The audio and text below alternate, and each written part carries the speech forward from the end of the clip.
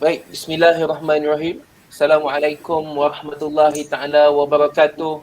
Salam sejahtera, salam satu warga, satu skill. Saya ucapkan kepada hadirin dan hadirat yang dirahmati Allah sekalian. Hari ini hari Jumaat, penghulu segala hari. Dan Alhamdulillah, minggu ini satu minggu yang saya rasa hari ini dalam sejarah negeri Perak melaksanakan program bagi pemerkasaan TVET yang program berskala besar seumpama ini. Jadi tahniah diucapkan pada agensi-agensi yang terlibat, kerajaan negeri, PASAK dan juga rakan-rakan kolaboratif strategik yang lain.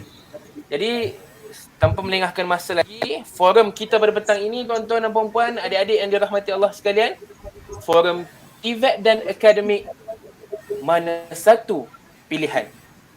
Dan insyaAllah kita akan bersiaran selama 1 jam bersama 5 orang panel yang sangat berkredibiliti.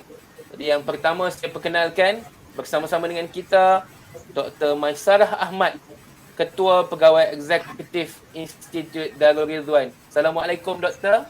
Apa khabar? Waalaikumsalam warahmatullahi taala wabarakatuh. Encik Irfan, terima kasih. Baik, terima kasih Dr. Maisarah. Dan yang kedua ada bersama dengan kita Encik Zainuddin Kadir, Pengasas dan Ketua Pegawai Eksekutif Teams Oxford Academy. Assalamualaikum Encik Zainuddin. Waalaikumsalam Cik Irfan dan juga salam satu kemahiran kepada semua warga Perak ya, dan juga kepada viewers kita di Facebook dan lain-lain platform. Baik, terima kasih Encik Zainuddin. Yang ketiga, yang berbahagia Profesor Madya Dr. Nahrizul Adib Kadri dari Jabatan Kejuruteraan Bioperubatan Fakulti Kejuruteraan Universiti Melaya. Apa khabar Doktor? Assalamualaikum. Waalaikumsalam warahmatullahi wabarakatuh. Terima kasih. Sihat Alhamdulillah. KL baru je berhenti hujan tadi. So saya gembira untuk ada di sini untuk berkongsi sedikit bersama para penonton. Terima kasih. Baik, hujan rahmat tu Doktor di Kuala Lumpur. Betul. Saya bersiaran langsung dari Taiping. Taiping ni memang tak asing lah dengan hujan. Tempat hujan. Tempat betul, hujan betul. Ya, memang ya tempat hujan tu. Dah lama tak pergi Lake Garden tu. Baik, Doktor. Ya, yang keempat bersama-sama dengan kita turut serta Encik Muhammad Puhas Saleh, Exco Majlis Belia Negeri Perak. Assalamualaikum Encik Puhas. Waalaikumsalam, selamat petang. Saya ucapkan kepada semua, Dr. Maisarah, Dr. Nahrizul, Tuan Zainuddin Kadir dan Cik Bakri. Terima kasih pada moderator. So, saya wakil daripada Majlis Belia Negeri Perak. Salam satu belia. Itu saja daripada saya. Baik, terima kasih Encik Muhammad Puhas Saleh. Dan yang terakhir bersama dengan kita Encik Bakri bin Arsyad, penolong pengarah TVET Jabatan Pendidikan Negeri Perak Darul Ridwan. Assalamualaikum Encik Bakri. Waalaikumsalam warahmatullahi wabarakatuh. Assalamualaikum semua ahli panel. Saya mewakili jabatan mengucapkan terima kasih atas jemputan ini dan kami akan sentiasa memberi perkongsian untuk petang ini insyaAllah. Baik.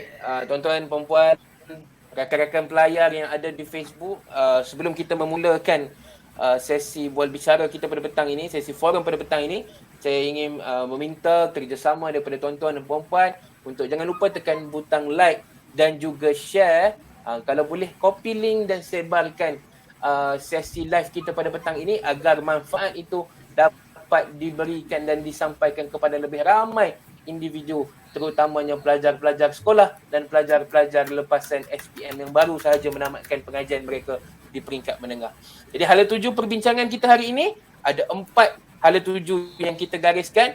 Yang pertama, kita nak menceritakan mengenai halangan dan faktor yang menghalang pelajar menyertai pendidikan TVET. Itu yang pertama. Yang kedua, penerangan mengenai kepentingan, kelebihan, kebaikan pendidikan TVET. Yang ketiga, hari ini 5 panel akan berkongsi mengenai kejayaan TVET ini. Dan yang keempat, kita nak nasihat daripada panel-panel kita bagi mendorong pelajar lepasan SPM khususnya untuk menyertai pendidikan TVET ini khususnya di negara Malaysia. Sedikit latar belakang saya nak ceritakan, boleh ya? Panel-panel sekalian, saya nak cerita sikit latar belakang mengenai apa yang akan kita ceritakan petang ini. Malaysia telah memulakan langkah memperkenalkan TVET melalui institusi formal bermula pada tahun 1964. Kita tubuhkan IKBN Dusun Tua dan ILP Kuala Lumpur. Mulanya kemudian berkembang kepada 500 institusi dengan ada 164,000 pelajar. Hari ini TVET ada 1,295 institusi dan ada lebih 250,000 pelajar pada hari ini. Dan peningkatan ini adalah susulan kejayaan kita dalam rancangan Malaysia ke-10 dan juga ke-11.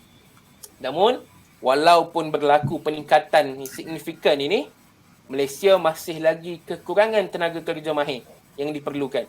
Kita hanya mampu mencapai 28%, sedangkan target kita adalah pada kadar 35% menjelang 2020. Dan hari ini kita tengok stigma masyarakat kita, TVET ini dianggap sebagai bidang pilihan terakhir. Saya juga peserta debat TVET Perak pada kali ini dan ada usulnya berkenaan TVET ini adalah pilihan terakhir.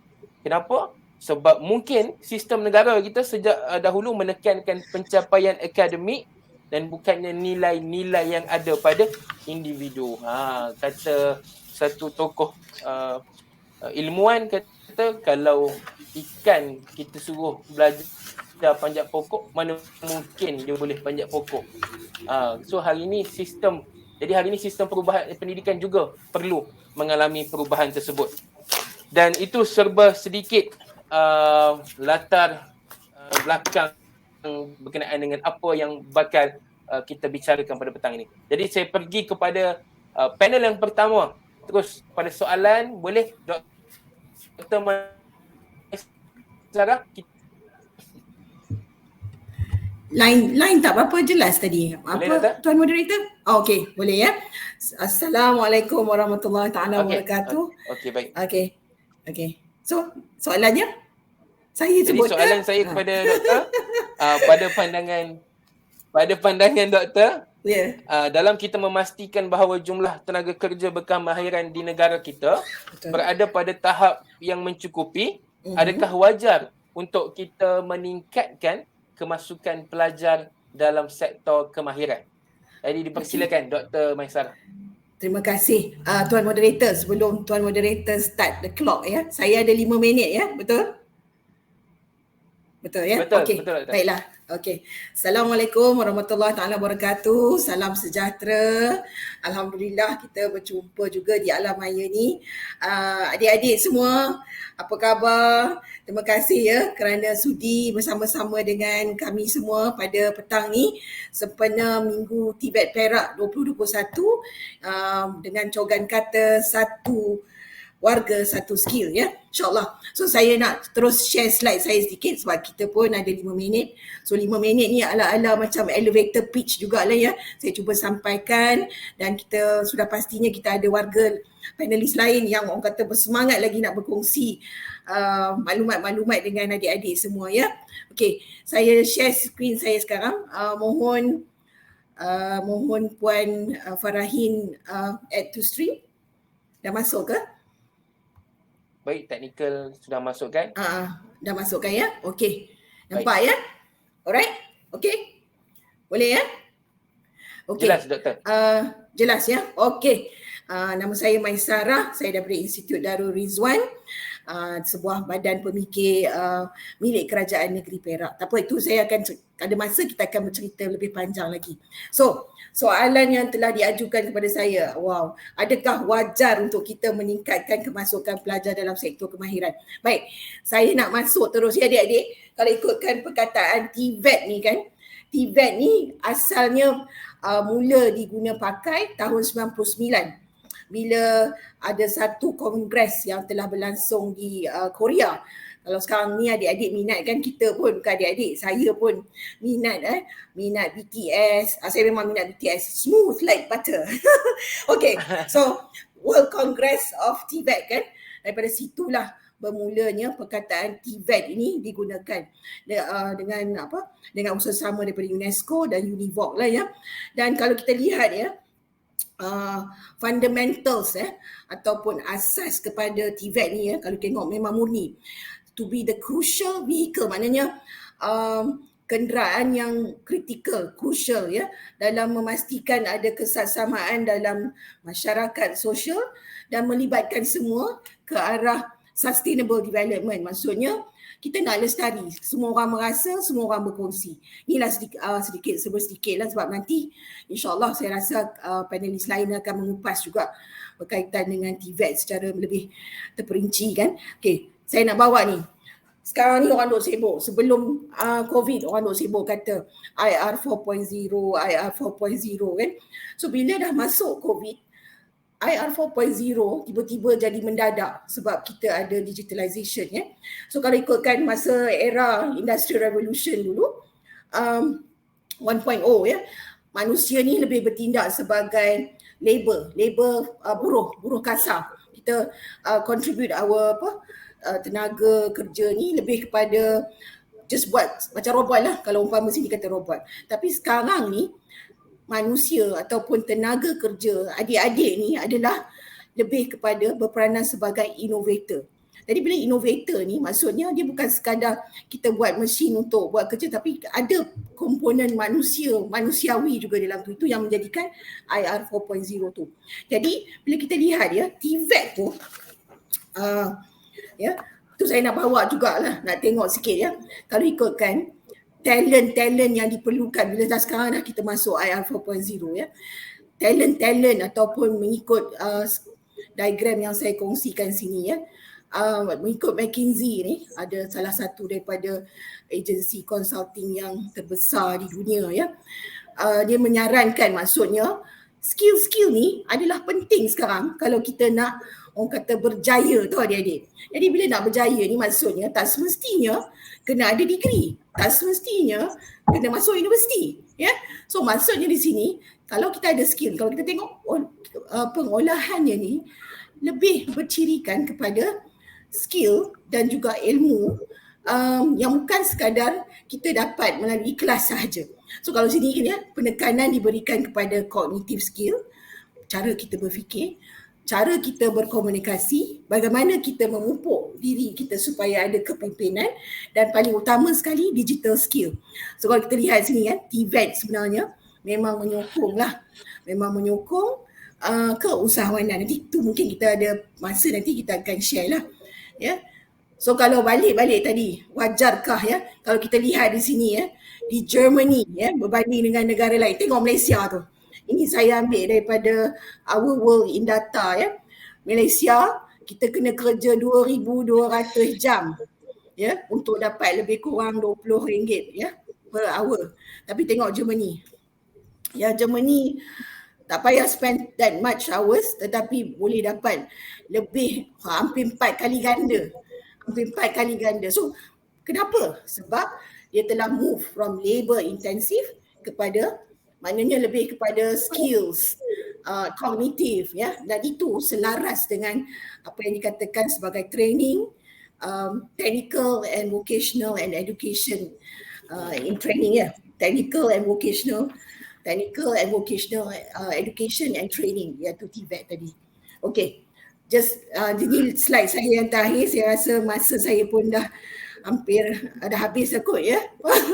So jadinya kalau kita lihat di sini ya, siapa kata TVET tak mampu untuk kita mencapai kejayaan atau menikmati hidup yang selesa ya. Saya ambil contoh sinilah. Rasanya adik-adik kenal kot ya.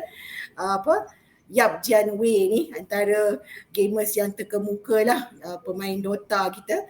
Dan ini dia sendiri ialah kalau ikutkan menggunakan skill dia ya, sebagai pemain e-sport. Dan kalau kita lihat inilah income yang dia dapat ya, setakat apa data yang saya dapat ni. Jadi Tuan Moderator, saya rasa setakat itu juga dululah, sebab kalau kita lihat soalan yang telah diajukan kepada saya, adakah wajar untuk kita meningkatkan kemasukan pelajar dalam sektor kemahiran? Jawapan saya wajar, kerana kalau kita lihat trend semasa, itulah sepatutnya. Maknanya skill yang berteraskan kemahiran kognitif juga. Dan juga kalau kita lihat yang ni tadi, kognitif yang matrix yang saya kongsikan ni tadi daripada McKinsey, cognitive skill, interpersonal skill, Betul. self leadership dan digital. So itu saja Cik Irfan, terima kasih banyak-banyak. Nanti kita sambung lagi ya. Okay, terima kasih adik-adik. Sekejap saya nak kena stop sharing ni. Mana saya punya, okay. Alright. Terima kasih. Terima kasih.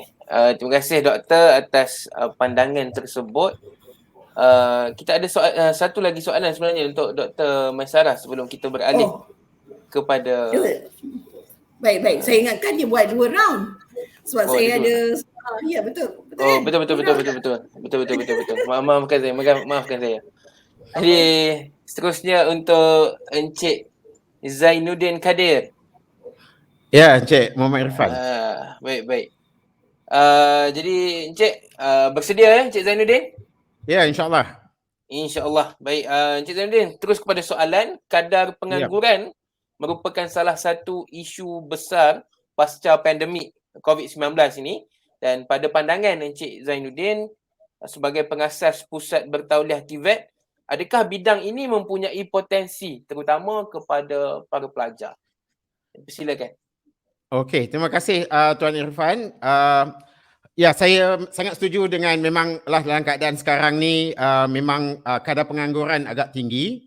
Walau bagaimanapun saya sempat juga buat sedikit semakan baru-baru ni satu kajian yang dijalankan oleh JobStreet Malaysia. Ini pertanyaan tuan tu saya akan kupaskan dengan 2 bahagian. Satu adalah industri mana yang banyak mengambil pekerja, dan keduanya selain daripada industri dan bidang pembelajaran TVET mana yang perlu kita ceburi ya supaya kita dapat fokuskan prioriti kita. Kerana kalau kita tengokkan ada bidang-bidang pembelajaran tu mungkin dah agak obsolete, and apa yang pelajar-pelajar perlukan is skill for tomorrow. Now, daripada kajian yang dijalankan oleh JobStreet dengan yang melibatkan lebih daripada 5,000 syarikat dekat Malaysia ni, ada 5 industri yang masih lagi mengambil pekerja meskipun berdepan dengan cabaran pandemik COVID-19. Kalau saya nak senaraikan satu persatu secara ringkasnya, satunya adalah information technology yang mana bidang IT paling banyak peluang pekerjaan. Ianya memberi pekerjaan terutama kepada dalam aspek pembangunan aplikasi Android contohnya, ataupun IT, jurutera IT, dan juga pentadbiran sistem ataupun sistem administration specifically dalam bidang IT ya. Dan selain daripada itu bidang manufacturing juga ataupun perkilangan. Kalau kita cakap manufacturing ini dia agak besar. Peluang pekerjaan ataupun syarikat-syarikat masih lagi mengambil pekerja dalam berbagai bidang yang mana bidang pembuatan, perancangan, pengeluaran, logistik. Even dalam manufacturing juga ada fokuskan juga bahagian-bahagian yang tertentu seperti pegawai kesihatan, keselamatan dan alam sekitar. Jadi kita nak tengok di manakah boleh adik-adik kita mula menceburi pembelajaran yang mana mempunyai demand yang lebih tinggi. Yang ketiganya kita boleh katakan juga dalam bidang perbankan yang mana involvement dalam pembelajaran bidang financial ya and accounting. Selain daripada itu retail ataupun peruncitan. Kalau kita tengok macam Maidin, KK Mart, Tesco, 7-Eleven, this is industri yang berterusan mengambil pekerja. Walaupun dalam kita katakan negara kita mempunyai ramai penganggur, tetapi mungkin adik-adik boleh cuba explore, tengok peluang yang ada dalam bidang peruncitan kerana setiap pada kita nampak pengambilannya agak tinggi lah. Pengalaman saya juga sebelum ni bekerja di Tesco, ia adalah ongoing kind of opportunity ya. Dan selain daripada itu, of course syarikat-syarikat yang masih lagi mengambil pekerja, ia lebih kepada penjagaan kesihatan ya, yang mana mereka ni masih lagi mencari pekerja walaupun di tengah-tengah penularan COVID-19. Dan dalam aspek pembelajaran TVET ya, jadi kalau dah ada peluang, contohnya syarikat-syarikat ini mengambil pekerja, Jadinya saya sarankan ataupun menggalakkan supaya semua belia lepasan sekolah ataupun sesiapa saja yang masih lagi menganggur terus mencuburi bidang pembelajaran untuk masa depan yang lebih cerah. Beberapa bidang yang perlu saya sarankan kat sini juga adalah contohnya bidang dalam industri 4.0 yang mana ianya adalah keperluan untuk industri-industri, contohnya untuk smart manufacturing, smart farming, banyak menggunakan teknologi ya. Dan selain daripada itu sales and marketing, kalau kita cakap sales and marketing bukan lebih kepada traditional, of course lebih kepada cara digitalization ataupun menggunakan aspek-aspek digitalize.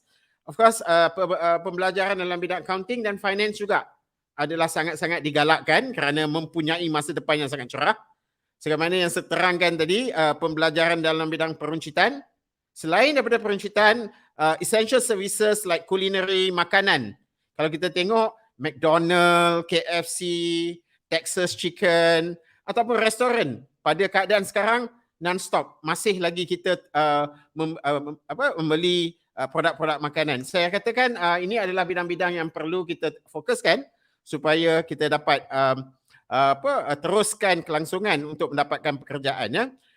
Last kali saya ada lagi 2 atau 3 mungkin salah satu dalam bidang education juga ataupun contohnya pendidikan awal kanak-kanak, penjagaan kesihatan dan sebagaimana yang saya terangkan tadi syarikat-syarikat ICT sangat memberi peluang pekerjaan. Jadi kalau dapat kiranya adik-adik fokuskan pembelajaran TVET dalam bidang teknologi maklumat dan komunikasi, insyaAllah you have a much more brighter future ya. So apa yang saya jelaskan tadi, beberapa bidang pembelajaran tadi, ianya sangat-sangat relevan dan juga menjanjikan peluang pekerjaan yang lebih kerana ianya bukanlah seasonal demand. Dia adalah ongoing demand ya. Yang itulah saya boleh terangkan sikit Encik Arfan ya. Mungkin sebentar lagi saya boleh memperjelaskan dalam bahagian kedua nanti mungkin bagaimana peluang-peluang yang boleh dapat diceburi oleh adik-adik kita. Ya Encik Farhan. Baik, terima kasih Encik Zainuddin atas pandangan dan penerangan tersebut. Betul, adik saya sendiri adalah salah seorang hasil daripada TVET ini dalam bidang kulinari dan sekarang walaupun dalam keadaan pandemik ini dia tak ada masalah untuk mendapatkan pekerjaan, tak macam saya, graduan akademik sendiri.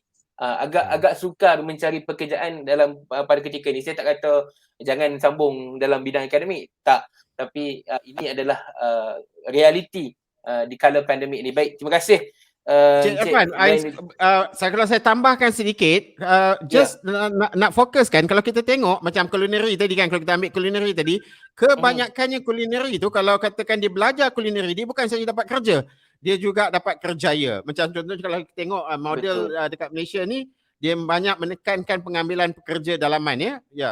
Betul. Okey. Baik, terima kasih Encik Zainuddin. Seterusnya kita akan pergi kepada panel yang ketiga. Profesor Madya Dr. Nahrizul Adib Kadri dari Universiti Melaya. Jadi Dr. Adib sudah bersedia.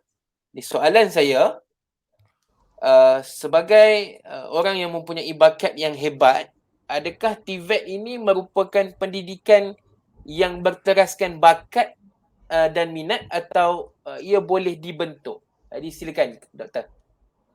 Okay, terima kasih Irfan. Assalamualaikum dan selamat petang kepada semua moderator, semua panel yang saya hormati dan juga para penonton di rancangan yang saya sayangi sekalian. Saya difahamkan di kalangan penonton semua kebanyakannya adalah pelajar sekolah dan juga lepasan SPM ya. Jadi petang ni saya nak berkongsi sedikit mengenai topik bakat dan minat dan pelanjutan pengajian sama ada pilihan di bidang akademik atau TVET atau dan sebagainya. Baik, bercakap mengenai bakat definisi perlu jelas ya. Dan di mata saya bakat ni adalah sesuatu yang agak subjektif dan yang lebih penting ialah dia diukur di mata orang lain. Jadi jangan risau jika anda kurang berbakat dan melihat macam ragu-ragu, adakah di masa depan ni saya berjaya ke tidak, nak sambung belajar kat mana ni, dengar cerita adik Irfan ambil kursus, adik kepada saudara Irfan tadi ambil kursus culinary, sekarang ada kerja lagi ke untuk saya pada masa depan? Kan kalau ramai sangat chef macam mana? Contohnya. So kalau tanya saya, bila bercakap mengenai bakat, kita tak perlu risau kerana bakat ni sesuatu yang subjektif, diberi sebagai hadiah daripada Allah SWT. Tapi saya akan kongsikan sedikit satu lagi aspek di mana kita boleh berusaha untuk menambah baik, dan pada masa yang sama kita boleh juga menjadi seorang yang bersifat berjaya pada masa akan datang. Bukan setakat dapat pekerjaan, dapat kerjaya, tapi secara keseluruhannya kita akan bersikap lebih positif. Baik, apa yang saya masukkan adalah perkara atau sisi yang berkaitan minat. Bila kita minat sesuatu, tak perlulah minat tu terlalu mendalam atau katalah minat kepada bidang peluncitan contohnya. Dah dengar forum Tibet pada petang ni hari Jumaat, dengar pula Encik Zainuddin cakap ada beberapa sektor dia sebenarnya demand dia tidak berhenti contohnya. Oh, saya macam minat lah nak masuk peluncitan, okeylah saya nak belajar sikit. Itu saya nak tekankan adalah langkah pertama yang sangat-sangat penting. Kerana tanpa langkah pertama, kita tak akan sampai ke garis penamat. Dan tanpa langkah pertama juga, kita pun tak tahu kita nak pergi mana. Jadi saya nak tekankan di sini, jangan kita risau sangat di mana kita akan berakhir, tetapi motivasikan diri untuk mulakan langkah pertama. Dan saya nak tegaskan kat di sini, di mana anda bermula tak ada masalah. Kalau anda rasa nak jadi chef, nak belajar memasak, bidang kulinari, teruskan. Bidang peluncitan, bidang sales, teruskan. Yang penting kena berani untuk explore dan berani untuk fokus. Cik Zainuddin mention tadi fokus. Itu adalah perkara yang boleh diusahakan. Dia tidak macam bakat. Bakat ni kita diberi, kita kena asuh. Tapi minat ni kita boleh cambah, kita boleh tambah baik. InsyaAllah kalau kita berusaha, Tuhan akan tolong. Sebagaimana firman Allah dalam surah Al-Ra'd ayat ke-11 yang famous tu, Tuhan hanya akan mengubah nasib kita kalau kita sendiri mengubahnya. Termasuklah bila kita memulakan langkah pertama tu. Jadi pesan saya, jangan kita berbanding-banding kursus mana yang lebih baik, akademik ke, Tibet ke, malah di dalam Tibet sendiri mana yang lebih banyak peluang pekerjaan dan sebagainya, tidak perlu dirisaukan kerana masa depan anda lah penentunya. Yang penting adalah mulakan langkah pertama dengan yakin dan terus fokus, terus mahu belajar dan menambah baik diri sendiri. InsyaAllah akan ada kejayaan di hujung nanti. Sebelum saya berundur, nanti saya akan share lebih lagi. Saya nak kongsi 2 tip untuk adik-adik semua. Kalau rasa macam susah sangat nak istiqamah atau nak fokus ni, saya nak kongsikan 2 tip yang mudah, iaitu cuba berhijrah atau keluar daripada situasi yang kita ada sekarang. Contoh paling mudah ialah kalau kita nak rajin baca buku contohnya. Kita pergi berkawan dengan kawan-kawan kita yang kita nampak rajin baca buku. Kalau kita rasa nak rajin pergi surau, kita pergi pada kawan-kawan yang rajin pergi surau. Jangan terus pergi surau dulu sebab nak pergi surau ni dia punya tekanan, dia punya cabaran tu banyak. Sama juga kalau boleh saya bagi contoh yang agak kurang baik sikit. Kalau adik-adik tanya kawan-kawan dan sebagainya, contoh menghisap rokok. Tak ada orang start hisap rokok, setakat pengalaman saya dan pengamatan saya, 90% tak ada orang hisap rokok start sendiri-sendiri. Semuanya atas kawan. Lagi 10% daripada ahli keluarga. Dia nampak orang terdekat dia hisap rokok, dia berani hisap rokok. Tak ada orang hisap rokok sebab tengok, abang tu bawa rokok dia hisap rokok, bestnya, maconya, saya nak hisap rokok lah. Jadi untuk perkara yang baik juga sama. Saya nak tekankan tip ni, kalau kita ingin berjaya, kita pergi ke arah orang yang berjaya tu. Kalau kita nampak hari ni Encik Zainuddin ada peluang ke arah peluncitan, dia bagi idea mengenai digitalization of kejaya akan datang, kita pergi ke arah tu. Google. Badan apa yang Encik Zainuddin asaskan ni apa benda, kita ambil tahu, pergi ke arah itu. Itu tip saya kepada adik-adik. Kalau adik-adik masih ragu-ragu tentang apa yang perlu adik-adik pilih selepas ini. Okey, terima kasih Irfan. Itu saja boleh saya buat masa ini. Baik, terima kasih Dr. Adib atas perkongsian tersebut.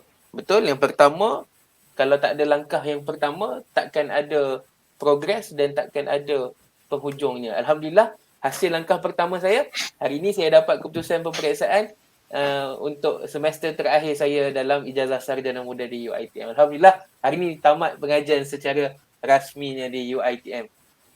Jadi itu salah satu, dan betul kita kena nak istiqamah, kita kena jaga persekitaran kita baik, persekitaran kita baiklah outputnya, buruk persekitaran kita buruklah hasilnya. Kita yang akan menuai hasil daripada apa yang kita semai pada awalnya. Baik, terima kasih Dr. Adib.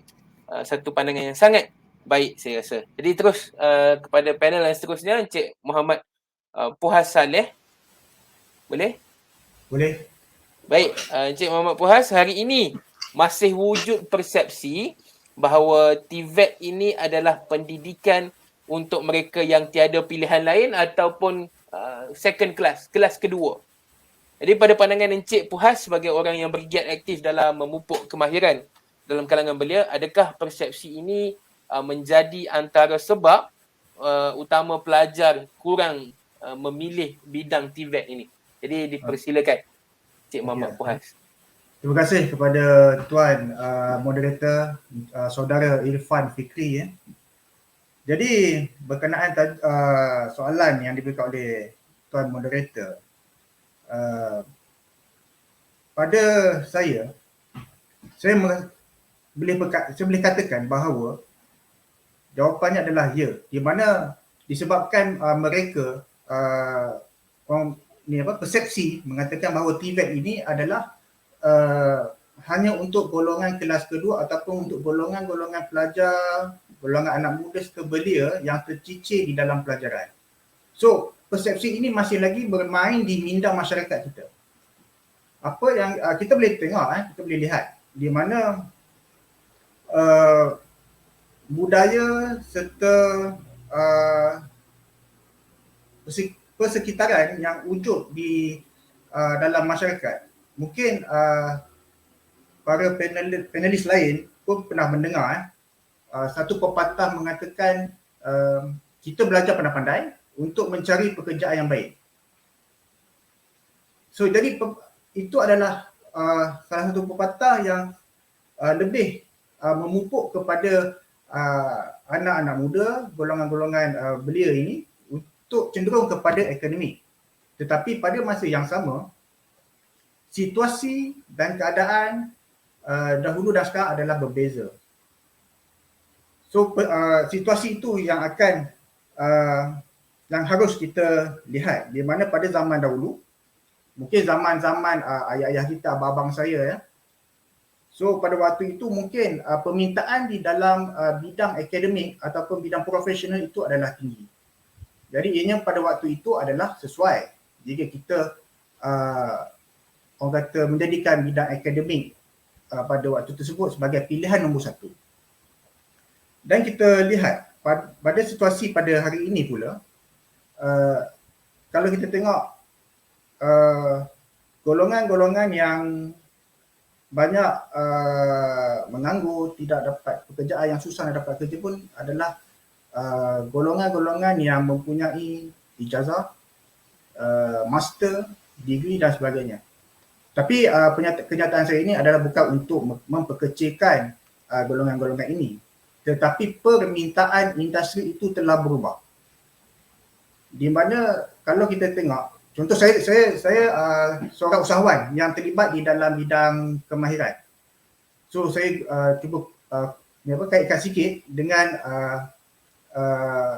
orang kata term bisnes sikit. So kalau dalam perniagaan, apabila kita telah satu market tu, pasaran tu telah mempunyai lambakan orang kata macam industri dan sebagainya yang tu. So jadi jumlah pekerjaan yang permintaan tu adalah kurang bila dah terlampau banyak sangat lambakan. So jadi kalau industri macam TVET pada waktu sekarang permintaannya adalah tinggi. Jadi situasi ini yang kita harus lihat yang mana yang lebih sesuai. So itu antara yang saya harap ia dapat menjawablah persoalan yang diberikan oleh saudara Irfan. Selain daripada itu juga apabila kita sebut tentang TVET ni, persepsinya selain daripada persepsi dan pandangan kelas kedua ni untuk golongan tercicir, salah satunya adalah, antaranya adalah ramai individu ataupun masyarakat beranggapan pekerjaan di dalam bidang TVET ini adalah satu orang kata industri pekerjaan yang kotor, yang melibatkan kerja-kerja kasar. Kebanyakan kita lihat zaman-zaman dulu kebanyakan anak-anak muda, bukan kata dululah, sekarang pun sama, lebih berminat untuk orang kata bekerja di dalam office, berpakaian profesional, bertali lihit dan sebagainya. Tapi di dalam bidang TVET juga, tak kesemua orang kata pekerjaan ini berpakaian seperti orang kata baju-baju lusuh, baju-baju ni. Ada juga yang orang kata ketampilan itu terjagalah. So itu juga antara persepsi-persepsi yang menyebabkan anak-anak muda ni kurang kepada untuk mencuburi TVET. Dan selain itu juga, yang paling penting adalah sebelum budak-budak lepasan, pelajar-pelajar lepasan SPM dan sebagainya untuk masuk ke sekolah vocational, dulu zaman saya orang panggil sekolah teknik. So budak lepasan SPM ni untuk pergi ke institut latihan kemahiran dan sebagainya. Sebenarnya yang paling penting dan utamanya adalah keputusan itu untuk mencuburi TVET ini bukan dibuat oleh mereka. Ianya dibuat oleh ibu bapa. Kerana ibu bapa ini inginkan anak mereka menceburkan diri dalam bidang-bidang akademik dan profesional untuk menjadi orang kata eksekutif dan sebagainya. Itu antara penyebab kenapa TVET ini menjadi orang kata mewujudkan orang kata persepsi hanya untuk golongan kedua dan golongan-golongan yang tercicir. So itu saja daripada saya. Saya harap ini dapat menjawab soalan yang diberikan oleh Tuan Irfan. Baik, terima kasih Encik Muhammad Puhas.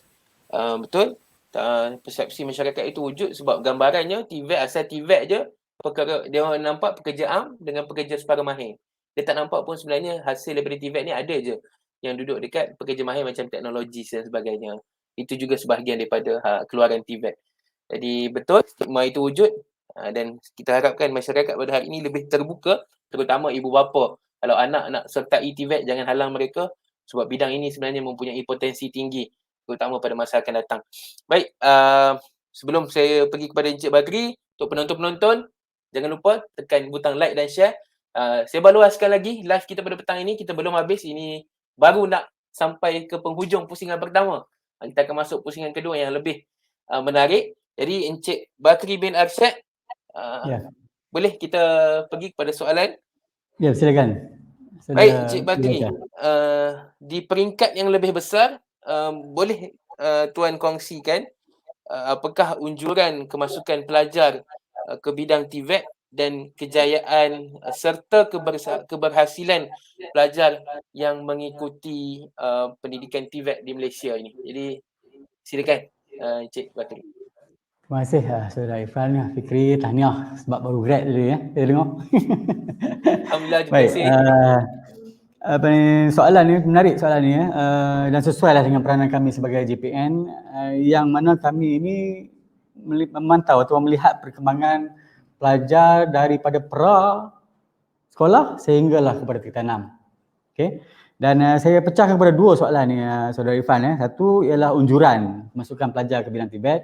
Yang kedua adalah saya mungkin sedikit saya kongsikan nanti kejayaan ataupun keberhasilan pelajar yang mengikuti pendidikan TVET di Perak. Dan adik-adik di Perak ni sebenarnya saya nak kongsi sedikit, kita ada lebih kurang 850 sekolah rendah, termasuklah sekolah kebangsaan, SJKT dan SJKC. Dan kita ada lebih kurang 226 sekolah menengah, tak termasuk SABK dan juga asrama penuh. Okay? Dan pastinya pendidikan TVET ini atau pendidikan kemahiran ini kita telah mula terapkan di peringkat rendah lagi. Kalau dulu adik-adik mungkin ingat kita ada kemahiran hidup sekolah rendah dia pada darjah 4 sampai darjah 6. Dan sekarang kita ganti dengan RBT, reka bentuk teknologi, yang mana di peringkat awal lagi kita dah mula mengajar, mendedahkan pelajar ni dengan sistem pengaturcaraan sesuai dengan kehendak ataupun peredaran zaman dan juga revolusi 4.0 sekarang ni. Sampailah kepada kita satu, Form 1 sampai Form 3 ada lagi RBT. Yang itu lebih khusus lagi. Okay? Dan Form 4 dengan Form 5, saya pecahkan sikit. Kita ada mata pelajaran yang kita kategorikan sebagai yang akademik tapi teknikal, iaitu kita letakkan dalam pakej STEM, Sains, Teknologi, Engineering dan juga Matematik, iaitu asas kelestarian yang dulu kita kenali sebagai teknologi kejuruteraan, kalau ingat. Sekarang ni dipanggil asas kelestarian. Kemudian kita ada grafik komunikasi, JKT, kalau dulu kita panggil lukisan kejuruteraan. Kemudian kita ada reka cipta, kita ada pertanian, kalau dulu kita kenali sebagai sains pertanian, dan juga kita ada sains rumah tangga. Yang ni kita panggil pakej STEM. Okay? Dan keseluruhannya pakej STEM ini dia ada lebih kurang pelajarnya lebih kurang 3,355 orang. Okay? Pakej STEM.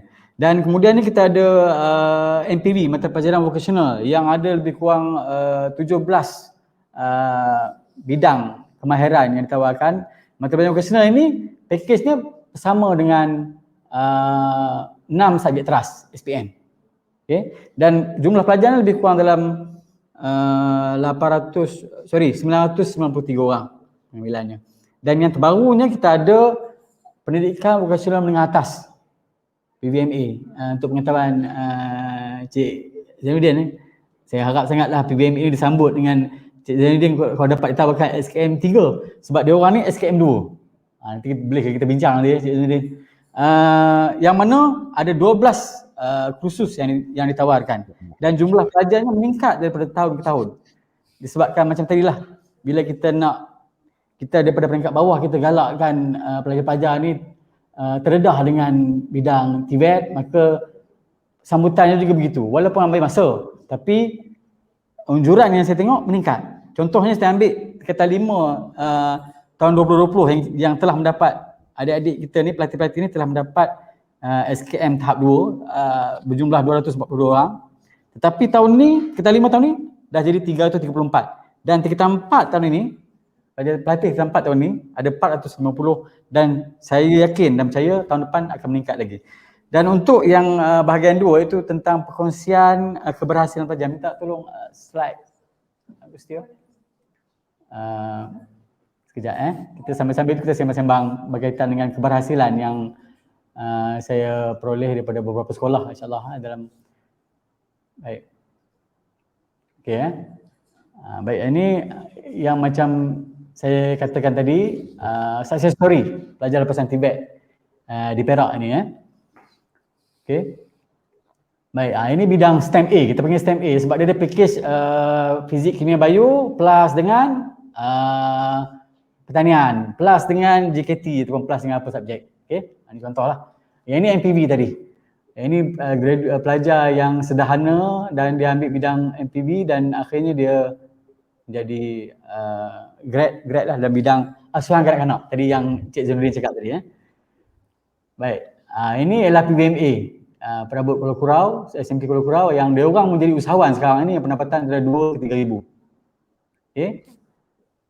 Ini dan juga ini ialah bidang automotif BMB, yang kita ada beberapa sekolah yang ditawarkan di Perak ni.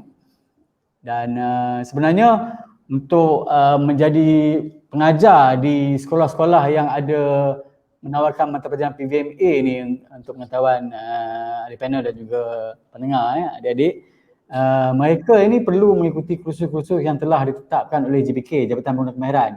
Dia mesti ada kursus induksi, dia mesti ada sekurang-kurangnya SKM tahap 3 dan bidang dan berpengalaman mengajar dalam bidang kemahiran.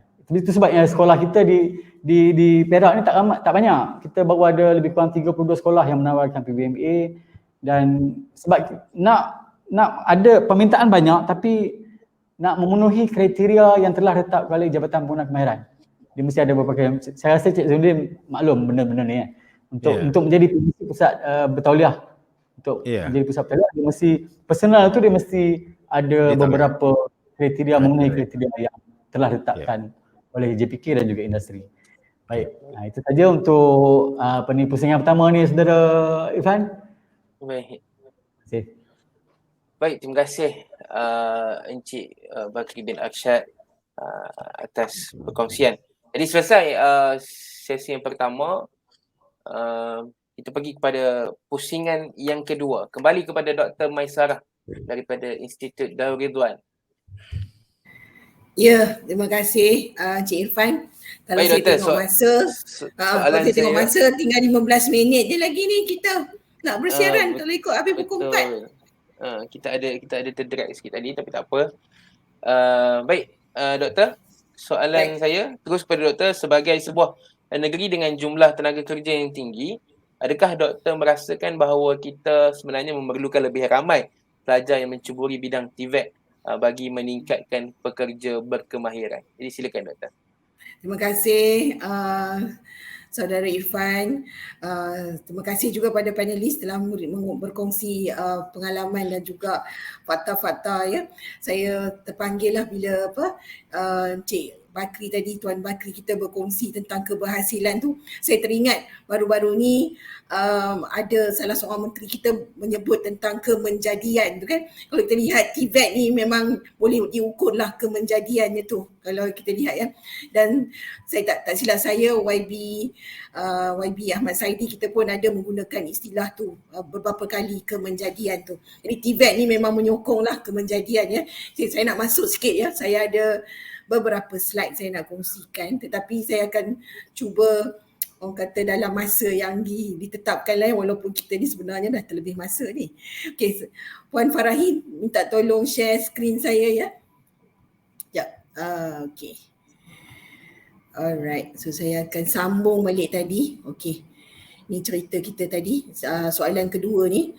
So soalan ni saya rasa macam personal tau. Jadi bila doktor tanya saya kan. So saya guna data lah juga ya. Kalau kita ikutkan dari segi data ni tadi Tuan Zainuddin ada sebut kadar pengangguran di Malaysia 4.8% tahun kalau ikut kuarter semasa lah, mungkin second quarter ya, bukan kita masih lagi kita baru masuk third quarter kan.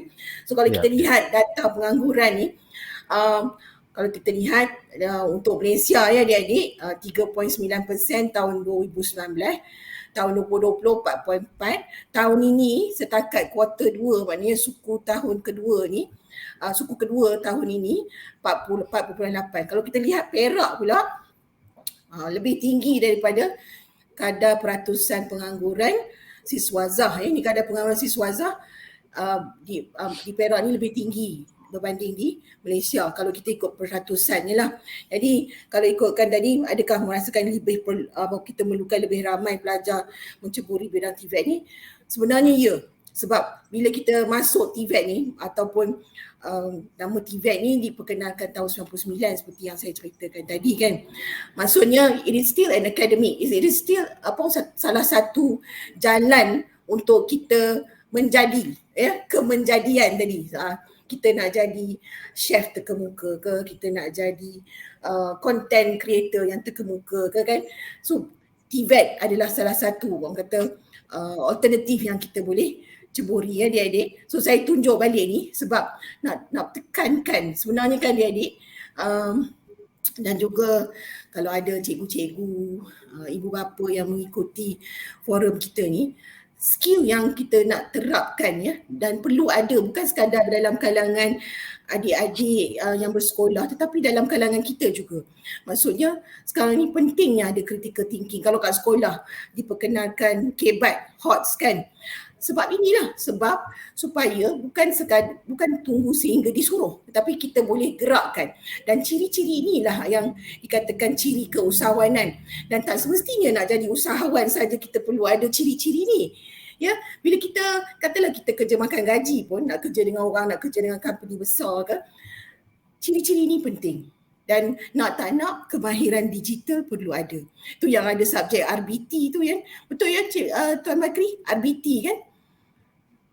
Reka bentuk dan teknologi tak silap saya dan betul. Ya. Okey. So kalau kita lihat ini daripada World Economic Forum punya data lah. Kita lihat kalau dulu dia kata masa 2015 ada 10 skills utama yang perlu ada. Tapi bila tahun 2020 kita tengok ada perbezaan dah di situ. Dan kalau ikutkan 2020 dah lepas dah, 2020 tahun sudah. Tetapi skill yang disebut pada tahun 2020 ni, yang disarankan oleh World Economic Forum ni sangat-sangat berguna. Sangat-sangat orang kata inilah yang diperlukan. Dan kalau kita lihat, TVET lah yang mendorong ke arah ini. Dan kalau kita lihat di pendidikan universiti juga, IPTA kan, kita dah cuba terapkan supaya ada sulam, supaya ada aktiviti-aktiviti internship, community engagement. Ini semua sebenarnya mendorong ke arah skill development tu tadi. Okey. Ini saya rasa adik-adik mesti kenal. Yang kenal yang mana? Yang tengah ke yang bawah sekali? Saya kenal yang atas tu sekali. Ya. Yang atas tu sekali namanya Jamie Oliver. Kalau nak tahu ceritanya, dia tak masuk universiti, dia tak masuk pun Cambridge. Tapi dia masuk community college. Dia masuk community college sebab dia minat memasak. Ni tadi saudara Ifan ada kata, adik saudara Ifan minat masak. So masuk college community. Betul. Ambil college. Tengok berapa net worth dia. $400 million. Dia bermula. So jadi di sini pedulilah apa orang nak kata. Tadi Dr. Adib boleh cakap kan, positive mind kan. So kalau boleh kita pedulikan apa orang nak kata, kita tahu apa kita nak buat, kita ada benchmark kita ada arah tuju kita. Ya, jadi kalau kita lihat sini boleh, maknanya kalau ada semangat dalam diri dengan izin Allah SWT, dengan redha ibu bapa kita, boleh jadi Jamie Oliver Malaysia, boleh jadi PewDiePie. PewDiePie ni asalnya dia main game, dia suka main Betul. game, dia main Minecraft, dia main apa tu, ada satu lagi yang horror tu saya tak ingat, saya pernah tengok lah. So kalau ikutkan dia ni asalnya daripada Sweden. Betul. Sekarang ni betul kan Cik Irfan, dia ada Betul. follow, dia punya subscriber 110 million subscriber dalam YouTube. Bayangkan. Betul. Ya, dan dia masuk universiti sekejap, betul dia drop out. Sebab pada dia lebih minat ke arah, why not, since I like gaming, saya boleh record saya main game, saya cerita pengalaman saya sewaktu saya main game ni, saya rasa macam mana, saya terjerit-jerit, saya tergelak-gelak, saya terbatuk-batuk sambil dia main game tu ya. Tetapi followers suka sebab followers dapat orang kata relate dengan dia. Dan sekarang ni saja net worth dia berjumlah lebih kurang 20 to 50 million. Dan tak jauh daripada kita ya. Kita ada Jian Wei Yap. Jian Wei Yap ni ataupun nama glamournya Ex Nova adalah pemain Dota. So pemain Dota dan sekarang ni net worth dia lebih kurang 2 juta ya. So kalau ikutkan, ini asalnya daripada Malaysia. So maknanya tukang masak boleh jadi macam Jamie Oliver. Main content, create content. Ada inspirasinya di sini. PewDiePie. Dan banyak lagi lah kalau kita kat Malaysia ni rasanya banyak lagi content creator yang ada ya. Dan juga contohnya e-sport juga adalah salah satu bidang yang boleh adik-adik terukai. Dan kalau kita lihat semua ni, mereka ni ada ciri-ciri keusahawanan. Sebenarnya TVET sebenarnya menyokong keusahawanan. Jadi bila mereka mampu membawa passion mereka atau minat mereka ni untuk mengembangkannya dan jadi sumber pendapatan, dan bukan itu saja, mereka boleh create job opportunity, bantu untuk create peluang pekerjaan pada orang lain. So akhir kata ya, saya dah ambil banyak masa ni, minta maaf ya. So kalau kita lihat ya, ini data daripada New Straits Times, kita ambil daripada Higher Education Ministry ya. Tahun 2017 tak silap saya, sebab yang latest cari-cari tak jumpa ya. So daripada jumlah ya 76% employment among Malaysian graduates ya. Kalau kita lihat yang daripada jumlah 76.1% tu, majoriti yang dapat kerja dalam tempoh 6 bulan adalah mereka daripada college community.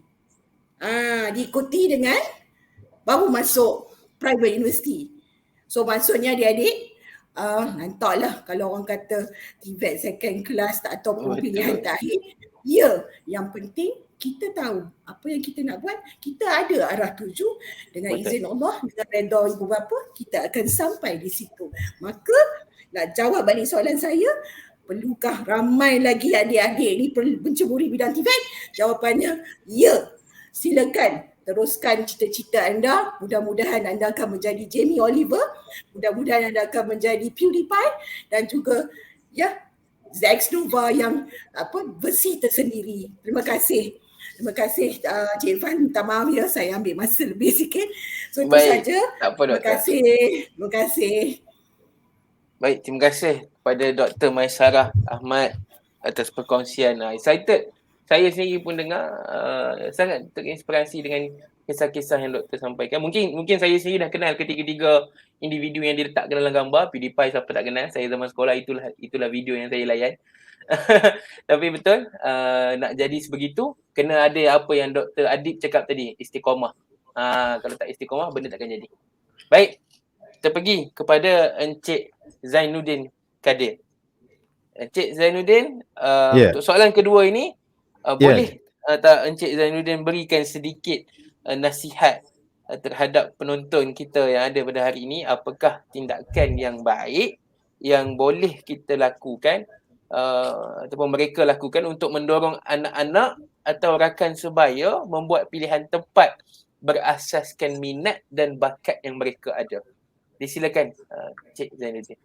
Terima kasih Cik Irfan. Okey, tadi kita bercakap pasal masalah iaitu pengangguran. Pada masa sama saya juga ada bercerita pasal peluang yang wujud. Maksudnya bukanlah satu masalah. Kalau kita dapat fokuskan masalah tu untuk sebagai satu peluang, insya-Allah adik-adik akan lebih berjaya lah. Jadinya apa yang saya nak buat sekarang adalah untuk memberi panduan ataupun jalan. Macam mana saya nak mulakan? Kan kita cakap tadi, banyak syarikat mencari pekerja-pekerja ni. Di manakah mereka? Jadinya saya minta kepada adik dekat sana dengar baik-baik tips-tips yang saya akan bagi. Dan kalau katakan kalau katakan cepat sangat pun nanti kita ada rakaman dekat Facebook, boleh rewind balik. Dan kalau adik-adik ambil tindakan, insya-Allah kalau katakan saya tak ada kerja sekarang, dengan apa yang saya akan terangkan di sini, insya-Allah adik-adik tidak lagi jadi penganggur ataupun tidak lagi tak tahu di mana nak mencari kerja ya. Satunya, okey, kalau dah bersedia biar saya kupaskan satu-satu peluang ataupun nasihat yang saya boleh bagi kepada adik-adik sekalian. Satunya adalah kalau kita tengok di Malaysia ni bidang TVET ini adalah menjadi fokus kerajaan juga. Walaupun dalam keadaan pandemik, kerajaan memperuntukkan satu jumlah wang yang besar untuk memastikan rakyat kita diberi latihan yang tepat. Jadi kalau kita tengok dekat sini dalam untuk inisiatif dalam meningkatkan kemahiran, kalau kita kerajaan juga yang fokuskan lebih kepada TVET ya, iaitu satu pakej perlindungan rakyat atau pemulihan ekonomi. Saya di Thames Oxford Academy kami ada menjalankan program ini yang mana kami bekerjasama dengan industri peruncitan menawarkan program Penjana Kerjaya 3.0. Sebenarnya Penjana Kerjaya ini telah diwujud Penjana Kerjaya 1.0, 2.0, sekarang ni masih lagi aktif dan juga kami masih lagi mencari pekerja untuk ditempatkan di sektor peruncitan ya. So pada sedang saya bercakap ni pun ada 25 peserta yang baru saja diberi peluang pekerjaan sedang melalui program-program tajaan oleh kerajaan dalam Penjana Kerjaya 3.0. Di mana saya nak cari ni Penjana Kerjaya ni? Kemudian kan kita cakap tadi pasal Penjana Kerjaya, dia adalah merupakan dia bukan bagi peluang untuk bekerja tetapi selain itu latihan ya. Dan adik-adik boleh melayari dalam portal khas ya yang mana diwujudkan khas untuk pencari kerja. Saya nak cari kerja, saya kena ada satu kerajaan telah wujudkan satu portal dinamakan My Future Job. Kalau kita tengok My Future Job ni di bawah pelaksanaan under Perkeso lah ya. Dalam My Future Job tu untuk makluman adik-adik semua terdapat lebih 650 syarikat yang menawarkan berbagai jenis latihan. So latihan apa yang saya nak fokuskan bergantung pada apa yang saya cakap tadi. Contohnya saya cakap ICT lah, saya cakap pasal peruncitan lah, makanan lah, saya cakap pasal education ya, dan juga financing dan sebagainya. So mungkin itu adalah peluang. Jadi apa yang perlu adik-adik buat, daftarkan dalam portal tersebut sebagai pencari kerja. dan di situ juga ada lebih 8,000 kursus berasaskan TVET diberikan dan 50 bidang pekerjaan. Jadi kalau katakan kita berminat dalam bidang masakan, kita pilihlah nak bekerja dalam bidang masakan. Kalau kita minat dalam peruncitan, kita pilihlah peruncitan kerana kerajaan telah menawarkan program perantisan. Selain daripada dapat kerja, dapat gaji, dapat latihan percuma, dapat sijil. Now, ini adalah kami di Thames Oxford Academy juga adalah penyedia latihan yang bekerjasama dengan Perkeso menawarkan program-program ini. Now, selain daripada itu, saya tak ada katakan semua program kita tawarkan, tetapi pada setakat ini dalam bidang peruncitan tu, kalau adik-adik perlukan, bolehlah layari portal tersebut untuk mendapatkan peluang pekerjaan ya. Now, selain daripada itu, peluang yang kedua, adik-adik boleh tengok juga pada tahun ini kerajaan juga telah memperuntukkan lebih 60 juta untuk program sistem latihan 2 nasional ataupun SLDN. Kalau kita katakan sistem latihan 2 nasional sangatlah sesuai untuk lepasan sekolah kerana kita sekarang nak bekerja, bukannya kita nak belajar, bukan saja nak belajar kan. Kita nak mencari pendapatan. Program SLDN ini menawarkan pekerjaan sewaktu kita menawarkan pekerjaan dan juga latihan. Jadi dia ada pembelajaran teori, dan ada pembelajaran praktikal, pada masa yang sama gaji dapat, allowance dapat. InsyaAllah saya rasa pada tahun depan, saya tak berani janjilah. Tengok-tengoklah, mungkin ada lagi pada tahun depan, mungkin adik-adik boleh mencuburi, dan pada tahun ini ada juga syarikat-syarikat yang menawarkan program-program SLDN khas yang mana adik-adik boleh semak dalam platform atau website Jabatan Pembangunan Kemahiran. Ya, saya sebagai pusat bertauliah, saya juga adalah pusat bertauliah yang mana saya tidak menawarkan program yang saya mention tadi, tetapi banyak lagi syarikat-syarikat yang mempunyai program-program tersebut ya. Now, selain daripada itu ya, saya ingin berkongsi sedikit berkenaan dengan peluang pekerjaan yang mana syarikat yang saya bekerjasama selama ini, iaitu McDonald ya. Mungkin puan boleh share sikit slide yang ada dekat situ. Katakan ada dekat sini, saya dah cakap tadi kan, bidang yang sangat-sangat memberi peluang pekerjaan adalah dalam bidang makanan. Kalau kita tengok dekat slide dekat sini, McDonald dia baru-baru ni kalau tengok daripada Metro, harian Metro ni, McDonald bakal jana 10,000 peluang pekerjaan untuk belia Malaysia. Saya bukan bekerja dengan McDonald, tetapi saya adalah salah satu program yang saya buat dengan mereka untuk membantu rakyat Malaysia mendapatkan bukan saja pekerjaan tetapi dapat sijil kemahiran Malaysia. So dekat sini kalau kita tengok saya sendiri sebenarnya, saya pada awal dulu pun saya memang bekerja di KFC sebenarnya, bukan di McDonald lah, tapi sekarang ni saya banyak membantu McDonald kerana mereka sangat-sangat memerlukan orang-orang macam adik-adik untuk bekerja dan juga diberi latihan, pada masa yang sama diberi sijil.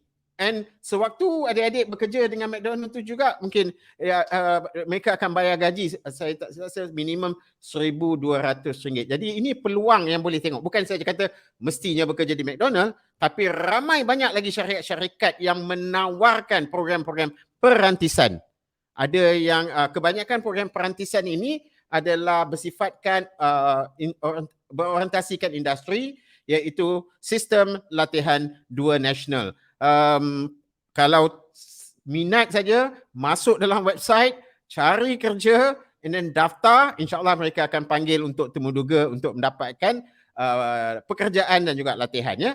Now, seterusnya kita ada juga syarikat yang kedua. Kalau saya ini adalah kalau tengok yang gambar sebelum ni tadi ya, gambar orang bergraduasi ni, ini adalah pekerja-pekerja McDonald yang mana mereka bermula daripada zero dan sekarang ada yang telah menjadi pengurus atau menjaga supervisor di McDonald. Saya sendiri dulu pun saya mula kerja saya sebagai good morning sir, may I have your order please. Saya bekerja di KFC dulu dan saya juga orang graduan TVET juga, boleh diguna pakai juga. Alhamdulillah dengan adanya pembelajaran sepanjang hayat, sekarang ini saya banyak lagi membantu orang luar sana untuk mendapatkan peluang latihan dan juga pekerjaan. Kalau kita tengok sini, banyak syarikat-syarikat dekat luar sana, kalau kita tak dapatlah nak bergraduasi di universiti, boleh je kalau kita nak bergraduasi di sewaktu kita bekerja kan. Ini adalah some of the success story. Dan seterusnya kita juga kalau kita tengok slide seterusnya ya, saya juga nak berkongsikan kalau adik-adik cakap tak adalah manalah saya nak cari kerja. Just tengok KK-Mat.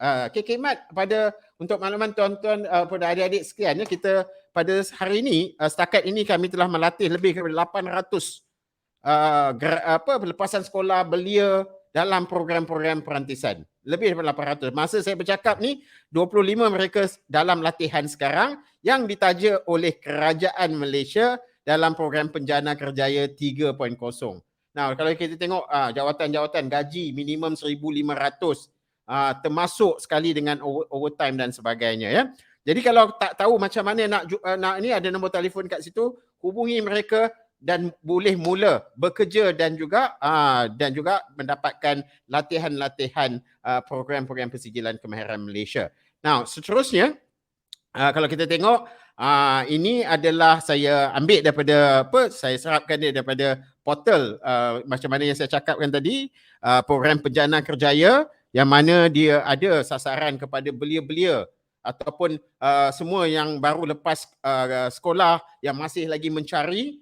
Cadangan saya, pergi ke My Future Job, masukkan resume, cari kerja apa yang kita nak, pergi Semuduga, dapatkan kerja, dapatkan latihan dan dapatkan sijil kemahiran dekat situ. Saya tak katakan semua program ini ada sijil kemahiran, ada yang short course, ada yang professional certificate.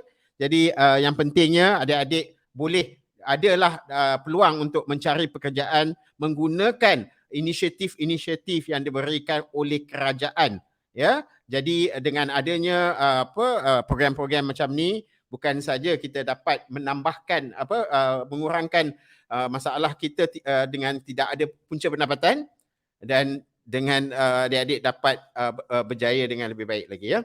Now mungkin kalau kita boleh tunjukkan, bagi sikit motivasi kepada pendengar-pendengar kat luar sana. Kalau saya banyak bercakap pasal McDonald dan sebagainya tadi kan, bukan saya tak adalah bahaya sangat untuk McDonald dan sebagainya, tapi saya boleh bercerita apa yang saya telah lihat, keberkesanan daripada program-program TVET yang dijalankan. And McDonald mereka memang mengambil pekerja yang mereka ambil tu bukannya untuk apa, dia nak membantu rakyat Malaysia supaya mereka mempunyai kemahiran dalam bidang TVET ya. Mungkin Puan berkesempatan ke kalau kita nak tunjukkan satu video berkenaan dengan program yang dijalankan oleh McDonald ataupun boleh. I think that will be good. It's just about 2 minit saja. Mungkin yang ini memberi inspirasi kepada adik-adik kita di luar sana. Kalau mereka tak tahu mana saya nak cari, sekurang-kurangnya adalah McDonald. KK Mat. Mungkin kita boleh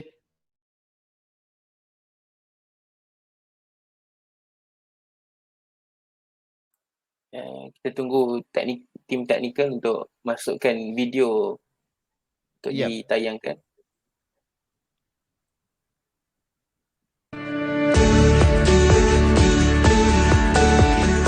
Hai, Assalamualaikum. Nama saya Nurfaziza Fazli binti Abdul Rahim.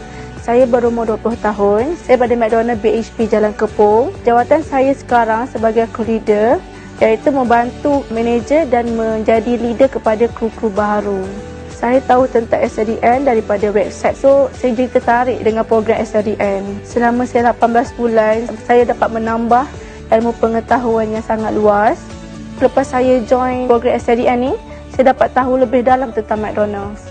Program ini juga menyediakan sijil SKM tahap 2 dan 3. Sijil tersebut boleh menjamin masa depan saya. Sebagai perantis, saya juga belajar pelbagai di restoran. Saya kena belajar tentang station-station di sana. Contoh station yang saya belajar, kitchen, pastry, drive-thru, counter. Penyediaan makanan ni sangat-sangat penting di dalam McDonald's. Di situ saya boleh tahu prosedur yang sebenarnya.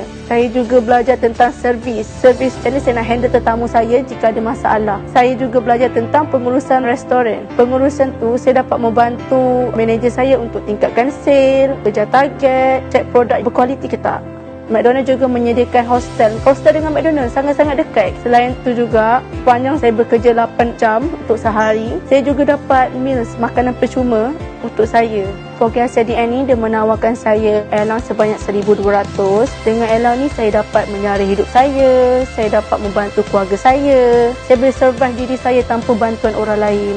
Kalau nak tahu, McDonald dikenali sebagai Mac Family sebab kita bekerja dalam satu kumpulan. McDonald pun dapat mendisiplinkan diri saya. Saya lagi faham tanggungjawab saya sebagai seorang perantis. Sebagai perantis juga, ada communication, sama-sama nak kejar target, ada suka duka bersama.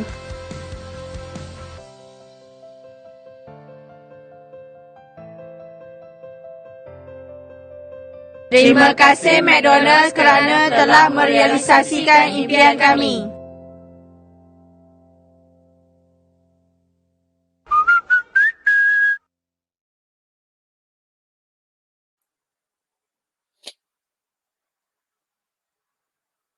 Encik Zainuddin, mikrofon. Okey. Boleh dengar ke? Boleh. Boleh? Okey.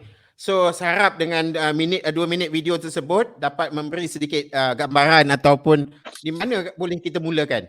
Kalau daripada viewers kita yang 100 tu, kalau ada satu orang hari ini dapat mengambil langkah untuk masuk kepada My Future Job, daftarkan diri, cari kerja situ, insya-Allah impact ataupun hasil daripada sesi pada petang ni sangatlah berkesan lah. Itu harapan saya lah. Sebab kerana saya sangatlah close to McDonald's sebab mereka ni mempunyai satu keadaan yang mana nak membantu rakyat Malaysia bukan untuk dapatkan pekerjaan tetapi juga kemahirannya. Itu sajalah, saya rasa saya dah ambil lebih pada yang sepatutnya.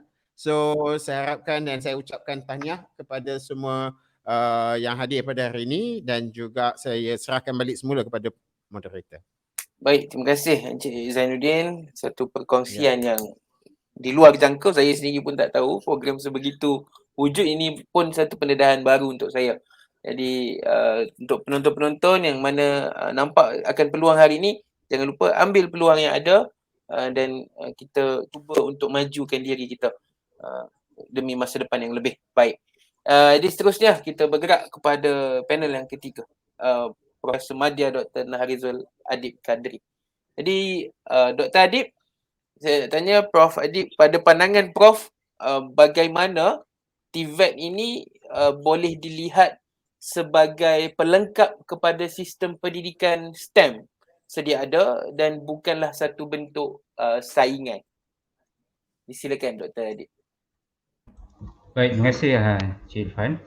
Satu soalan yang baik. Sebab tadi kita ada dengar pencerahan daripada Encik Bakri mengenai STEM. Bagaimana pakej-pakej STEM sebenarnya juga ada elemen-elemen TVET di dalamnya supaya anak-anak adik-adik yang berada dalam sekolah mainstream juga mempunyai nilai-nilai yang baik yang dibawa oleh TVET. Dan pada masa yang sama, saya harap adik-adik pun jelas TVET ini adalah pilihan, ya.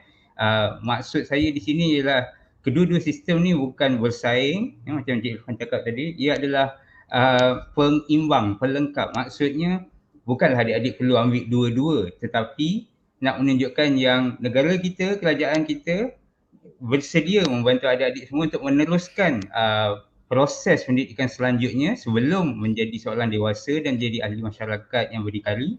Kita ada peluang untuk adik-adik pergi ke mana-mana sebenarnya. Percayalah, saya faham kalau adik-adik baru habis menghabiskan sistem sekolahan, baru habis peperiksaan besar, ada perasaan keliru di sini.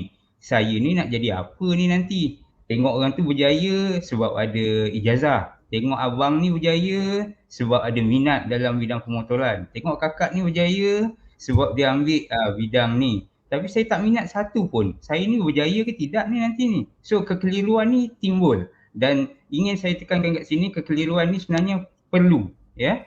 Kalau tanpa kekeliruan ni, kita tak akan mula mencari titik di mana kita nak mula tadi tu, yang saya katakan dalam sesi pertama tadi. Sentiasa berada di dalam suasana kekeliruan supaya kita mula mencari jawapan di mana kita nak pergi. Dan percayalah, daripada slide Dr. Maisalah tadi, mungkin mereka kita semua sudah famous, sudah terkenal, ya, PewDiePie, Jamie Oliver dan sebagainya. Tapi suka saya nak ingatkan, mereka bermula pada masa bidang-bidang mereka tu orang tak pernah dengar. PewDiePie contohnya. Tadi Encik Irfan kata dia dah tengok masa dia sekolah. Zaman tu saya percaya perkataan content creator ni tak wujud lagi. Jamie Oliver masuk community college untuk belajar masak. Pada masa menjadi chef ni tak trending, tak popular. Orang tak fikir pun kau nak belajar masak apa lagi, belajar dengan mak kau sudahlah. Faham tak? So maksud saya untuk masa akan datang kita sebenarnya mencipta bidang kita tak tahu. Jadi dalam ketaktahuan tu, dalam kekeliruan tu, adik-adik semua suka saya tegaskan, let's do this. Let's do it, just do it. Sebab tu Nike kata just do it, walaupun kasut dia mahal tapi dia kata just do it. Tak reti berlari, kita beli juga kasut dia RM600 sepasang, tak apa, just do it. Itu maksud saya. Kita buat saja. Betul, PewDiePie dah nilai dia sampai 200 juta, bermula dengan bermain game sahaja, merekodkan apa yang dia main. Mungkin adik-adik rasa, oh jauh perjalanan aku ni. Tapi percayalah macam Dr. Maisarah mention tadi, dengan niat yang betul, dengan doa mak ayah, redha Allah, insyaAllah akan ada satu jalan yang lebih baik daripada itu yang kita tak sangka-sangka. Sebab rezeki setiap daripada kita telah ditentukan dan macam mana kita selalu dengar, rezeki tak akan salah alamat. Sentiasa bersyukur dengan apa yang ada, optimis dengan masa depan kita, insyaAllah tempat adik-adik ada di hadapan sana. Sama ada dalam bidang TVET, STEM dan sebagainya. Sebelum saya mengakhiri, suka juga saya nak kongsi ada satu keluaran hasil pembelajaran kursus yang sentiasa kita pentingkan sama ada dalam bidang akademik atau bidang TVET, iaitu satu sifat yang kita nak tekankan, sifat pembelajaran sepanjang hayat. Di mana-mana saja adik berada, sifat ini sentiasa ditekankan. Jadi seseorang yang ada sifat ini tak akan gagal kerana bila dia suka belajar, suka mempelajari sesuatu, insya-Allah ada jalan di sebaliknya. Tadi Encik Zainuddin ada mention dia start dengan KFC. Suka saya nak kongsi sedikit cerita Colonel Sanders. Colonel Sanders dia ada resepi goreng ayam ni dah lama. Tetapi dia mulakan perniagaan dia pada usia yang agak lanjut. Selepas dia rasa confident, apabila saya tak ingat Mayor atau Datuk Bandar di situ, dia puji masakan dia. You should do this, you should proceed with this. So pada umur dia 65 tahun, baru dia, sebelum tu dia dah ada kedai, pada umur 65 tahun, baru dia mulakan sistem franchise tu. Maksud saya di sini ialah, yes, KFC is a big brand now, but anything starts with in humble beginnings. Maksudnya dia start bermula kecil. PewDiePie juga bermula kecil. Saya percaya masa dia mula-mula dulu dia akan menerima kritikan dan sebagainya. Apa benda kau rekod diri kau sendiri main game ni kan? Saya pasti itu antara kritikan yang biasa dia dapat dulu. Tapi dia teruskan. Begitu juga pada hari ini. Teruskan apa minat adik-adik. Kalau minat tu baru sedikit, teruskan, jangan ragu-ragu. Dengan niat yang betul, insya-Allah anda akan sampai ke satu tahap yang lebih baik nanti. Saya pun tak tahu di mana, tapi tentunya itu yang terbaik dan ditentukan untuk anda semua. Sekian, terima kasih. Baik, terima kasih Dr. Adib. Ringkas dan padat, kekeliruan itu perlu untuk kita mula mencari sesuatu. Betul. Baik, seterusnya kita teruskan kepada Encik Muhammad Puhas, kembali kepada Encik Muhammad Puhas. Soalan saya kepada Encik Muhammad Puhas, apakah yang Encik Puhas rasakan perlu untuk dilakukan bagi mengubah persepsi masyarakat terhadap pendidikan TVET, dan kalau bolehlah Encik Puhas kongsikan bersama adik-adik yang menonton apakah nasihat yang terbaik untuk mereka. Okey, terima Silakan. kasih kawan-kawan kita, saudara Irfan Khairi. Okey. Untuk yalah persepsi ni, kita bukan senang nak ubah persepsi masyarakat ni. Tetapi kalau kita sentiasa memberi pendedahan tentang TVET melalui success story macam yang dikongsi oleh Dr. Maisarah tentang Jamie Oliver, PewDiePie dan individu lain, mungkin ini akan memberikan sikit, akan membuka minda masyarakat tentang peluang yang ada di dalam yang diberikan oleh orang kata industri, untuk yang diberikan kepada mereka dalam industri kemahiran TVET. Jadi penyebaran serta maklumat mengenai ini perlu dijalankan secara konsisten dan berterusan, dan mungkin juga boleh seperti yang dikongsikan oleh Tuan Zainuddin, kan, berkongsi tentang McDonald, di mana keperluan industri, orang kata industri yang memberi peluang pekerjaan kepada anak-anak muda dan golongan-golongan belia, di mana bidang TVET tersebut dia memberikan pekerjaan di dalam industri yang tertentu. So itu yang saya rasa yang harus kita lakukanlah. So saya kata, kalau untuk nasihat saya kepada adik-adik ni,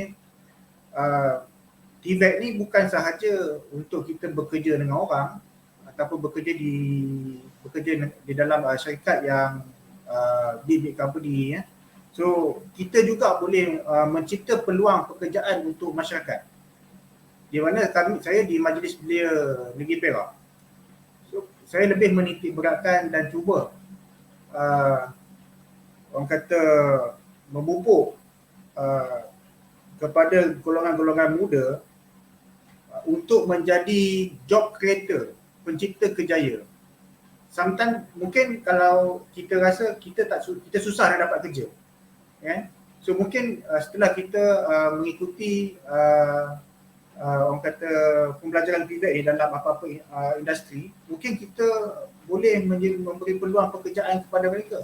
Contohnya macam apa yang saya alami sebelum ini, saya tidak pernah orang kata menginginkan ataupun untuk belajar tentang industri fiberglass ni. So jadi orang kata Tuhan tu dah mendorong saya untuk belajar tentang industri fiberglass, di mana industri fiberglass ini kita boleh orang kata kita guna untuk buat bot dan kapal serta dalam industri marine. Jadi daripada situ apa yang saya lalui, di mana kita boleh membantu setelah kita belajar industri tu. So kita boleh membantu memberikan peluang-peluang pekerjaan kepada masyarakat setempat, sama ada di taman, kampung dan sebagainya.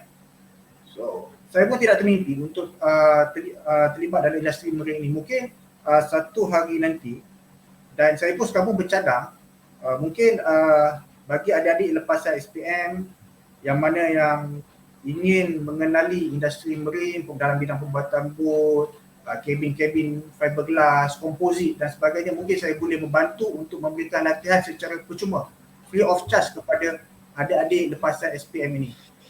Mungkin adik-adik, saya lebih tekankan kepada adik-adik yang berada di dalam negeri Perak untuk belajar di tempat saya secara percuma saja. So saya akan bagikan segala fasiliti dan kumpulan daripada segi training material kepada anak-anak muda serta adik-adik yang ingin belajar industri fiberglass ini. So akhir kata, jangan cepat putus asa. So suatu hari nanti saya harapkan adik-adik dapat orang kata memberi manfaat kepada orang lain. So itu saja daripada saya. So, saya kembalikan floor ni kepada saudara moderator kita. Sekian, terima kasih. Baik. Terima kasih Encik Muhammad Puas Saleh.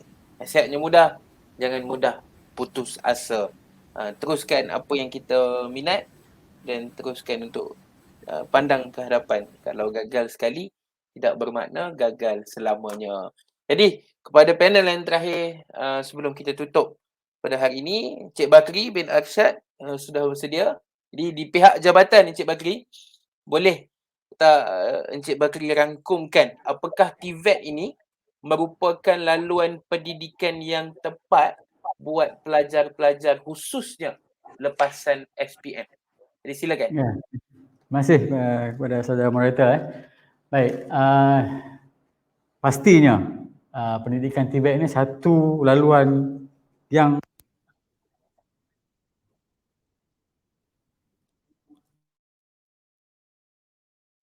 Encik Bakri, kita tak dengar. Mic tu hilang.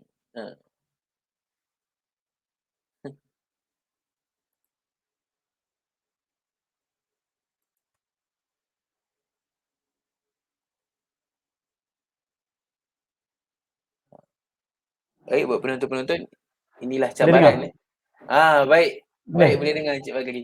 Alhamdulillah. Baik. Alhamdulillah. Pengalaman saya di sekolah dulu ada pelajar yang mungkin semasa di sekolah dia tak ambil aliran yang macam tadilah Prof. STEM.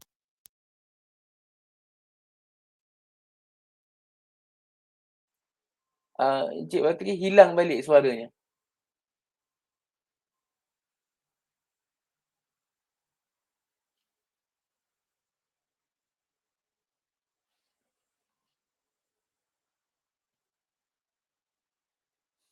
Baik, untuk penonton-penonton, kita mohon Boleh, untuk bersabar. saudara. Yang ni ada balik. Alhamdulillah, okey. 2 kali dah. dia akhir-akhir ni. Baik. Jadi perkataan terlambat tu tak wujud. Maksudnya lepasan kalau ada adik-adik di sini yang masih lagi belajar, tak tahu macam Prof kita ragu-ragu ataupun tak tahu bidang apa yang nak ambil, kita boleh berjumpa dengan kaunselor untuk kita mungkin menjalani sedikit ujian kecenderungan untuk nak pilih bidang apa. Tak ada masalah kalau di sekolah. Yang lepasan sekolah, kita ada banyak platform macam Cik Zeruni cakap tadi, macam Cik Fuad cakap tadi, macam Doktor cakap, banyak syarikat ataupun banyak agensi kerajaan yang menawarkan pelbagai bidang khusus dalam bidang kemahiran yang ada yang kebanyakannya ada SKM lah, tahap 1, tahap 2, 3 dan 4 dan sebagainya. Okey. Jadi gunakanlah ruang ini. Kalau waktu sekolah kita salah pilih, lepas sekolah ada masa lagi. Dia tak ada berkaitan terlambat dalam belajar ni. Jadi mohonlah adik-adik yang di luar sana, kalau masih lagi ragu-ragu, kita maklumat sekarang ni di hujung jari. Jadi carilah platform yang betul dan pastinya jawapan di pihak kami di jabatan TVET ni adalah satu laluan pendidikan yang tepat untuk kita. Macam saudara moderator cakap tadi, kita hanya baru ada 28% tenaga mahir di Malaysia ini. Kita nak tampung lagi berapa tu, banyak lagi tu, 70% lebih lagi ya. Jadi adik-adik lah yang di luar sana yang akan memenuhi tenaga-tenaga mahir di Malaysia suatu hari nanti. Jadi itu saja saudara moderator. Sekian, terima kasih. Baik, terima kasih Encik Bakri bin Arsyad, penolong pengarah bahagian TVET Jabatan Pendidikan Negeri Perak, Darul Ridwan, atas perkongsian sebentar tadi. Jadi alhamdulillah selesai sudah sesi forum pada hari ini dengan 2 pusingan 10 soalan secara totalnya. Di rangkumannya kita lihat yang pertama, mulakan langkah yang pertama. Yang kedua, dah mula langkah istiqamah. Dah istiqamah tu jangan mudah berputus asa. Dan kita kena tengok dan kita kena nilai apa yang kita nak ambil ni, perlu kita laksanakan analisis dan sebagainya. Benda semua di hujung jari, janganlah main TikTok je. Kalau main TikTok tu, tengoklah berkenaan TVET sebagai contoh. Benda yang mendatangkan balik manfaat kepada diri kita. Tak salah nak berhibur, tapi jangan melebih-lebih. Baik, jadi saya rasa sekadar itu sahaja daripada saya, moderator anda Muhammad Irfan Fikri bin Abdul Rahman. Jadi saya mohon ampun dan maaf atas keterlanjuran, kekurangan saya sepanjang mengendalikan forum kita pada petang ini. Jadi semoga berjumpa lagi di lain masa. Mohon ampun dan maaf juga kepada para penonton dan juga panel-panel. Sedikit kita drag masa sehingga 28 minit sepatutnya tamat pada pukul 4. Tapi saya diberi green light oleh penganjur tadi untuk kita lanjutkan sesi kita pada petang ini. Alhamdulillah. Terima kasih buat penganjur yang memahami keadaan. Jadi terima kasih kepada semua penonton, rakan-rakan pelayar di Facebook dan juga YouTube yang sudi bersama dengan kita sehingga ke akhir rancangan. Apa yang baik itu datang daripada Allah, apa yang buruk itu juga datang daripada Allah, tapi disandarkan atas kelemahan diri saya sendiri. Sekian, wabillahi taufiq wa hidayah. Assalamualaikum warahmatullahi taala wabarakatuh. Waalaikumsalam warahmatullahi taala wabarakatuh. Terima kasih semua.